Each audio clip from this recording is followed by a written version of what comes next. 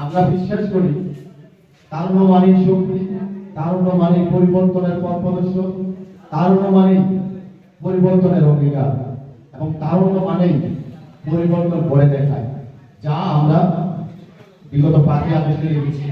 এই দেশের তারুণ্য যুব সমাজ জেগে উঠেছে বলেই, ছাত্র সমাজ জেগে উঠেছে বলেই আমরা স্বৈরাচার ফ্যাসিস্ট হাসিনার মতো এরকম একটি রেজিম সরকারকে তার ক্ষমতার বন্ধন থেকে নামাতে সক্ষম হয়েছে। এবং তার ফলশ্রুতিতে আমাদের যে স্বপ্ন ছিল, আমরা যে স্বপ্নটি সবসময় লালন করেছি এবং রাজপথে আমরা যে স্লোগানটি সবসময় দিলাম, মুক্তি মুক্তি মুক্তি চাই, বেগম খালেদা জিয়ার মুক্তি চাই, আমরা বেগম খালেদা জিয়ার মুক্তি আমরা করেছিলাম এবং তার সফল করেছিলাম। আমরা আরেকটি স্লোগান দিয়েছিলাম রাজপথে, আমরা আরেকটি স্লোগান দিয়েছিলাম, আর সেই স্লোগানটি কি ছিল? আমরা বলেছিলাম তারেক রহমান বীরের দেশে আসবে ফিরে বাংলাদেশে। আমরা যুব সমাজ, আমরা ছাত্র সমাজ এই তারেক রহমানকে বীরের দেশে বাংলাদেশে আনতে সক্ষম হয়েছি। এবং আমাদের যে স্বপ্ন ছিল তারেক রহমান দেশে বীরের দেশে আসবেন, এই দেশের হাল ধরবেন, এই দেশের নেতৃত্ব দিবেন এবং এই দেশের প্রধানমন্ত্রী হবেন। আজকে আপনার আমাদের সকলের অক্লান্ত পরিশ্রম, আন্দোলন, সংগ্রামের ফসল হচ্ছে আজকে আমাদের মাননীয় প্রধানমন্ত্রী জনাব তারেক রহমান। সুতরাং এই ধারাবাহিকতা যদি আমরা বজায় রাখতে চাই, তাহলে আমরা আজকে এখানে যারা সমবেত হয়েছি, আজকে এই সভাকে শুধু আপনারা একটি সাধারণ সভা হিসেবে যদি মনে করেন তাহলে ভুল হবে। আজকের এই সভা হচ্ছে আমাদের আগামী দিনের অঙ্গীকার। আমরা ক্যান্টনমেন্ট থানা যুবদলকে আমরা কিভাবে সাজাবো, আমরা ক্যান্টনমেন্ট থানা যুবদল যারা করতেছি এবং যারা আসছে নতুন, উভয় পুরাতন এবং নতুনের সমন্বয়ে ঐক্যবদ্ধভাবে কিভাবে আরো গতিশীল এবং বেগবান এবং ঐক্যবদ্ধভাবে অন্যান্য থানার চেয়ে আরো সফলভাবে সকল আন্দোলন সংগ্রাম করতে পারবো, সেটার কর্মপরিকল্পনা কিন্তু আমরা সাজাবো। সুতরাং আপনাদের ভূমিকা অতীতে যেমন ছিল, আগামীতেও তেমন থাকবে, এই আশা ব্যক্ত করছি।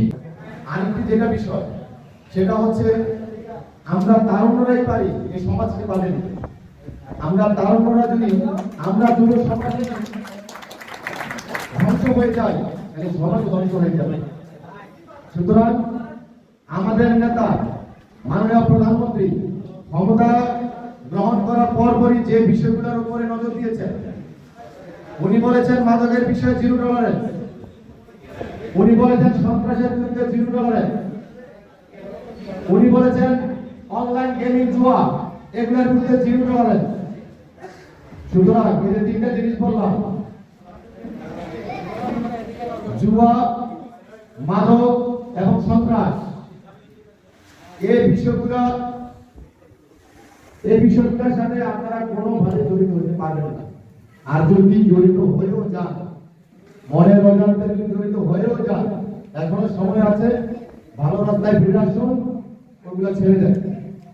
তারেক রহমানের সরকার থাকা পর্যন্ত এই দেশে কেউ সন্ত্রাসী করতে পারবে না, এই দেশে কেউ মানব ব্যবসা করতে পারবে না,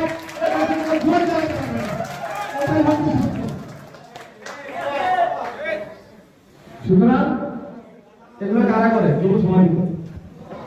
আমরা যুব সমাজ যদি ঠিক থাকি, আমরা যদি মানবের সাথে জড়িত না হই, আমরা যদি যুবর সাথে জড়িত না হই, আমরা যদি সন্ত্রাসী কার্যকলাপ না করি, তাহলে আমাদের সমাজ পাল্টে যাবে।